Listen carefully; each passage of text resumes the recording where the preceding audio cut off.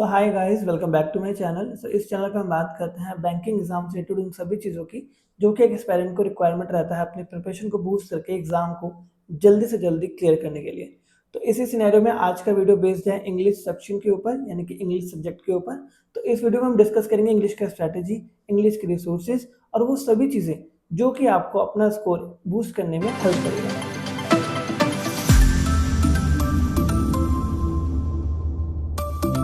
तो वीडियो शुरू करने से पहले मैं अपने बारे में थोड़ा बता देता हूँ। My name is Raghav, I am working as an IBPS PO and apart from IBPS PO I have cleared other such similar bank examinations like IBPS clerk, RRB PO, RRB clerk, SBI PO, SBI clerk, FCI assistant and RBI assistant. तो ये जितने भी exams मैंने clear किए हैं इन सबको clear करने में इंग्लिश का बहुत ही इंपॉर्टेंट रोल रहा है। एंड अगर इंग्लिश मेरा स्ट्रॉन्ग पॉइंट नहीं रहता या फिर इंग्लिश मेरा इतना अच्छा नहीं होता तो शायद इसमें से मैं कुछ एग्जाम्स क्लियर भी नहीं कर पाता। तो अगर आपको भी डर लगता है इंग्लिश सेक्शन से या आपको लगता है कि इंग्लिश सब्जेक्ट मेरे लिए नहीं है, तो आप बने रहिए इस वीडियो में, बिकॉज इस वीडियो में मैं रिवील करने वाला हूँ अपना वो स्ट्रेटेजी जिसकी वजह से मैं अपने इंग्लिश को वीक पॉइंट से स्ट्रॉन्ग पॉइंट बना पाया हूँ। तो आई होप ये वीडियो आपकी इंग्लिश सेक्शन को स्ट्रॉन्ग करने में भी हेल्प करेगा। और इस वीडियो को हम बहुत ज़्यादा सिंपल, बहुत ज़्यादा ईजी टू फॉलो रखने वाले हैं, because English as a subject बहुत ही ईजी सब्जेक्ट है। मैं ऐसा क्यों बोल रहा हूँ, क्योंकि देखिए मैथ्स और रीजनिंग में हमें बहुत ज़्यादा प्रैक्टिस और बहुत ज़्यादा एफर्ट लगाना पड़ता है अच्छा स्कोर करने के लिए, और उसके बावजूद भी हम इतना अच्छा स्कोर नहीं कर पाते हैं क्योंकि एग्ज़ाम में जाके वो सेक्शन इतने डिफिकल्ट आ जाते हैं या फिर हम बोले हम टाइम के इतने प्रेशर में आ जाते हैं कि हम ज़्यादा क्वेश्चंस को सॉल्व कर ही नहीं पाते हैं। लेकिन इंग्लिश एक ऐसा सब्जेक्ट है कि वही चीज़ें आनी है, थोड़ा सा लैंग्वेज चेंज हो जाएगा, थोड़ा सा पैटर्न चेंज हो जाएगा, बट चीज़ें सेम हैं, सेम ही करने का तरीका है और प्रिपरेशन भी सेम ही है। तो आपको मैं सजेस्ट करूंगा कि जैसे मैंने इंग्लिश को अपना स्ट्रॉन्ग पॉइंट बनाया और इंग्लिश के बेसिस पे ही मैंने कुछ एग्जाम्स सिर्फ क्लियर किए हैं, तो आप लोगों को भी मैं सजेस्ट करूंगा कि इंग्लिश को अपना स्ट्रॉन्ग पॉइंट बनाइए, क्योंकि इंग्लिश ही एक ऐसा सब्जेक्ट है जो कि प्रेडिक्टेबल है। इसमें आप प्रेडिक्ट कर सकते हैं कि क्या क्या आएगा, लेकिन बाकी सेक्शंस में आप कुछ भी प्रेडिक्ट नहीं कर सकते। तो प्लीज़ मेरा ये रिक्वेस्ट है आप लोगों से कि इंग्लिश पे थोड़ा ध्यान दीजिए, इंग्लिश को अपना स्ट्रॉन्ग पार्ट बनाइए, क्योंकि कुछ भी गलत हो जाए एग्जाम में इंग्लिश आपको हमेशा बचाएगा। तो वीडियो को स्टार्ट करते हैं प्रॉब्लम को आइडेंटिफाई करने से। तो इंग्लिश सेक्शन में मेरे अकॉर्डिंग जो मेन प्रॉब्लम रहता है वो ये रहता है कि ज़्यादातर एस्पिरेंट्स रैंडम वीडियोस यूट्यूब पे देख लेते हैं या फिर किसी टीचर का कोर्स लेके उनकी रैंडम वीडियोस देख लेते हैं, देन वो मूव करते हैं सेक्शनल टेस्ट की ओर एंड देन उसके बाद वो मॉक टेस्ट देते हैं, बट उसके बावजूद भी उनका स्कोर इंग्लिश में नहीं आता है, क्योंकि मे बी कहीं ना कहीं वो इस सेक्शन को या फिर इस सब्जेक्ट को अप्रोच करने में ही गलती कर देता है। देखिए इंग्लिश एक सब्जेक्ट नहीं है, इंग्लिश एक स्किल है और स्किल को सीखने का तरीका सब्जेक्ट से थोड़ा सा अलग रहता है। तो आई होप इस वीडियो के थ्रू मैं वो अप्रोच आपको डिलीवर कर पाऊँ और आपको समझा पाऊँ कि कैसे आप अपने एक लो स्कोर को एक डिसेंट स्कोर में कन्वर्ट कर सकते हैं। अच्छा, और एक बात और कि जो भी मैं ये चीज़ें आपको बताने वाला हूँ ये उन सभी चीज़ों का क्रक्स है जो मैंने अपने प्रिपरेशन टाइम में की थी। तो इस वीडियो को देखने के बाद आपको कोई और दूसरा वीडियो देखने की रिक्वायरमेंट नहीं होगी। आप इस वीडियो को ब्लाइंडली फॉलो कर सकते हैं, बिकॉज ये ट्राइड एंड टेस्टेड मेथड है। मैंने सभी एग्जाम्स को क्लियर किया है यही स्ट्रेटेजी फॉलो करके। तो चलिए इस वीडियो को स्टार्ट करते हैं विदाउट एनी फर्दर डिले। तो मैंने अपने इंग्लिश के सब्जेक्ट को या फिर अपने इंग्लिश की प्रिपरेशन स्ट्रेटेजी को 3 पिलर्स में डिवाइड किया था। तो एक एक करके हम एक एक पिलर को डिस्कस करेंगे और समझेंगे कि कैसे हम चीज़ों को ईजी बना सकते हैं। तो पहला पिलर जो कि रियली गेम चेंजर है वो है रीडिंग हैबिट। आपको अपनी रीडिंग हैबिट को इम्प्रूव करना है।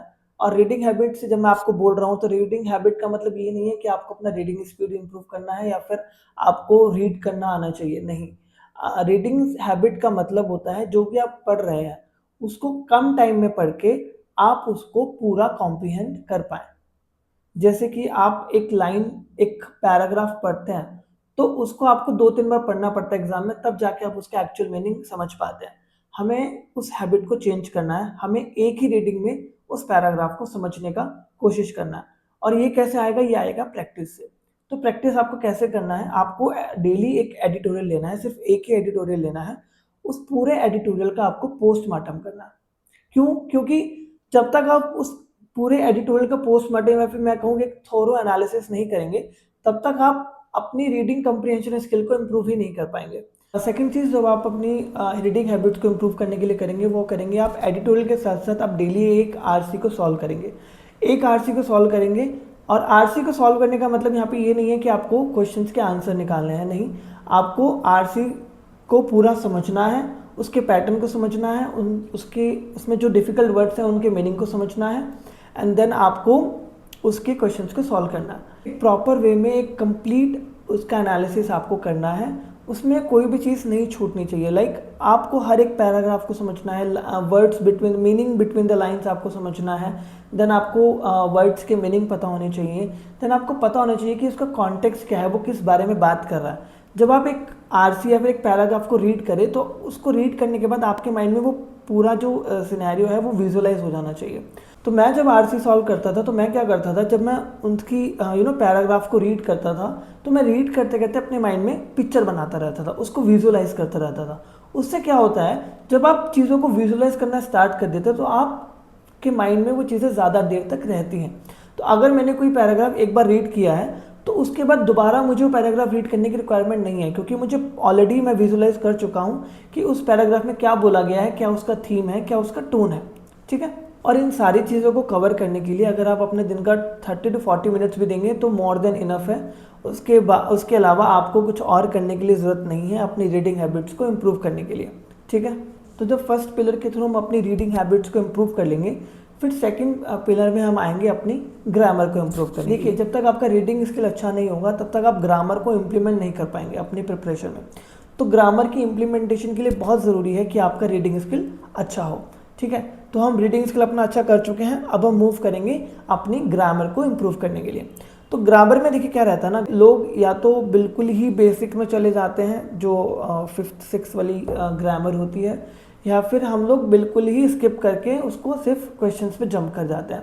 तो दो तरह के स्टूडेंट है, दो तरह का फॉर्मूला है, आप जिस कैटेगरी में आते हैं आप वो फॉर्मूला यूज़ कर सकते हैं। तो जिनकी इंग्लिश थोड़ी सी ठीक ठाक है वो ग्रामर में सिर्फ कुछ ही चैप्टर्स को पढ़ेंगे बेसिक से। वो चैप्टर कौन कौन से हैं? पहला चैप्टर है subject verb agreement, most important chapter. उसके बाद दूसरा चैप्टर है कंजक्शन, तीसरा चैप्टर है प्रेपोजिशन, फोर्थ चैप्टर आपका रहेगा वर्ब, एंड फिफ्थ चैप्टर आपका रहेगा टेंस क्रिएशन। टेंस क्रिएशन और टेंस का स्ट्रक्चर पढ़ने से आपको एरर स्पॉटिंग में बहुत ज़्यादा हेल्प होने वाला है। तो ये 5 to 6 चैप्टर्स आप कवर करेंगे जिनका इंग्लिश ठीक ठाक है। लेकिन जिनका इंग्लिश बिल्कुल ही ठीक नहीं है या फिर जिनको बहुत ज़्यादा स्ट्रगल होता है इंग्लिश में स्कोर करने के लिए, मैं सजेस्ट करूँगा आप अपने प्रिपरेशन का 1-2 महीना इंग्लिश में ग्रामर की बेसिक्स पढ़ने में लगा दीजिए। बहुत ज़्यादा आपको इम्प्रूवमेंट होने वाला है, सिर्फ इसी एग्ज़ाम में नहीं, आगे भी लाइफ में भी आपको इंग्लिश का बहुत ज़रूरत पड़ेगा। तो उसमें भी ये प्रिपरेशन, ये तैयारी आपकी बहुत काम आएगी। ये आपके ऊपर डिपेंड करता है कि आप उसको कितना डीपली पढ़ते हैं, आपकी अंडरस्टैंडिंग के अकॉर्डिंग। मैंने क्या किया था, क्योंकि मेरा इंग्लिश बहुत ज़्यादा वीक था स्कूल टाइम से ही, मैं इवन प्रॉपरली सेंटेंस क्रिएट भी नहीं कर पाता था बोलते हुए। तो मैंने तो पूरा किया था, क्योंकि मुझे सिर्फ इंग्लिश का कट ऑफ या फिर इंग्लिश में अच्छे मार्क्स स्कोर ही नहीं करने थे, मुझे पर्सनल लाइफ में भी डेली लाइफ में भी अपनी इंग्लिश को इम्प्रूव करना था। तो उस पर्पज़ से मैंने इंग्लिश को सीखा और इंग्लिश को पढ़ा। अब हम मूव करते हैं थर्ड पिलर की ओर। तो थर्ड पिलर हमारा है वोकैबुलरी। इस टॉपिक में लोग थोड़ा सा कंफ्यूज्ड हैं, जो कि मैंने अपने एक्सपीरियंस से देखा। यहाँ पे लोगों को थोड़ा सा क्लियरिटी नहीं है एक्चुअली कि करना क्या है और करना कैसे है। तो मैंने क्या किया था, एक बहुत सिंपल सा रूल फॉलो किया कि जो भी रीडिंग कॉम्प्रिहेंशन, जो भी एडिटोरियल मैं पढ़ रहा हूँ या फिर जो भी क्वेश्चन मैं पढ़ रहा हूँ, अगर मुझे उसमें कोई भी ऐसा वर्ड दिखा कि जिसका मीनिंग मुझे नहीं आता या फिर जिसको याद करने में मुझे प्रॉब्लम हो रहा है, वो मैं नोट डाउन कर लेता था, उसको गूगल पे जाके एक बार देख लेता था, उसके सिनोनियम्स, उसके एंटोनिम्स, और वो वर्ड्स रिपीट होंगे आगे आने वाले क्वेश्चंस में, तो आपको बार बार पढ़ने से वो ऑटोमेटिकली याद हो जाएगा। ठीक है, तो उस वर्ड को लिखने के बाद मैं उसका मीनिंग देख लेता था, उसके बाद मैं उसका एक सेंटेंस अपने माइंड में क्रिएट कर लेता था। कैसे? मैं ये सोचता था कि मैं किसी से बात कर रहा हूँ और मुझे ये वर्ड यूज़ करना पड़ रहा है। तो आप लोग भी ऐसे कीजिए, बहुत ज़्यादा हेल्प रहेगा और कम एफर्ट से आप ज़्यादा वर्ड सीख पाएंगे। इसके अलावा आपको वोकैबुलरी में कुछ भी करने की ज़रूरत नहीं है, कहीं भी PDF और ये वर्ड्स का 100 PDF 500 वर्ड्स कुछ करने की ज़रूरत नहीं है। आप सिंपली ये रूल फॉलो कीजिए, अपना टाइम बचाइए और टाइम को बाकी सेक्शंस पे आप यूज़ कीजिए। तो लास्ट में वीडियो को रैप अप करेंगे एक मोस्ट इंपॉर्टेंट टॉपिक के बारे में बात करके, वो है इंग्लिश में एक्यूरेसी। देखिए, एक्यूरेसी सिर्फ एक ही चीज़ से इम्प्रूव हो सकती है, वो है आपकी प्रैक्टिस।